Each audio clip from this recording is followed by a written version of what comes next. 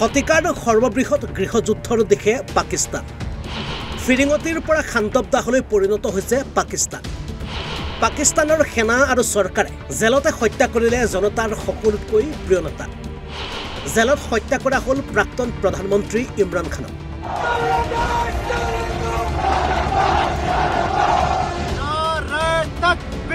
আল্লাহু আকবাৰ এয়া পাকিস্তানৰ আজিৰ দৃশ্য এনেদৰে উত্তপ্ত হৈ পৰিছে পাকিস্তান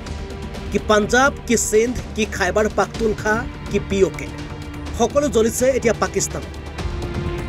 এনেদৰে ৰাজপথলৈ ওলাই আহিছে লাখ লাখ পাকিস্তানী জনতা খবৰ অনুসৰি বিগত প্ৰায় 22 দিন পাকিস্তানৰ জনতাই দেখা নাই প্ৰাক্তন প্ৰধানমন্ত্ৰী ইমৰান খানক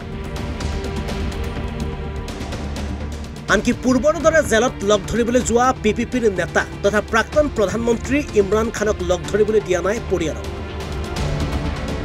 বিগত প্ৰায় 22 দিন ধৰি ইমৰান খানৰ চাটোকে দেখা নাই পৰিয়ালৰ লোকে যাৰ ফলত ধাৰণা কৰা হৈছে যে প্ৰাক্তন প্ৰধানমন্ত্ৰীগৰাকী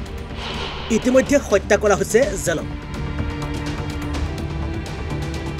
ইফালে এই খবৰ ৰাজহুৱা হোৱাৰ পাছতে উত্তপ্ত হৈ পৰিছে পাকিস্তান বৰ্তমানৰ পাকিস্তানৰ প্ৰধানমন্ত্ৰী শাহবাজ শ্বৰীফ আৰু সেনা প্ৰধান আসিম মুনিৰৰ বিৰুদ্ধে পাকিস্তানী জনতাৰ উগ্ৰমূৰ্তি ৰাজপথ আনকি যিটো জেলত ইমৰান খানক বন্দী কৰি ৰখা হৈছে সেই জেলৰ চৌহদত গৈ প্ৰিয় নেতাগৰাকীক ৰাইজৰ সন্মুখলৈ আনিবৰ বাবে পৰিস্থিতি উত্তপ্ত কৰি তোলা হৈছে যদিও এই পৰ্যন্ত ইমৰান খানক ৰাইজৰ সন্মুখলৈ আনিব পৰা নাই জেল কৰ্তৃপক্ষই যাৰ ফলত অধিক ভয়াবহ হৈ পৰিছে পাকিস্তানৰ পৰিস্থিতি ধাৰণা কৰা হৈছে যদি ইমৰান খানক সঁচাকৈ বৰ্তমানৰ চৰকাৰ আৰু সেনাই হত্যা কৰিছে তেনে শীঘ্ৰে নেপালতকৈও ভয়াবহ পৰিস্থিতিৰ উদ্ভৱ হ'ব Pakistan international desk report Assam live 24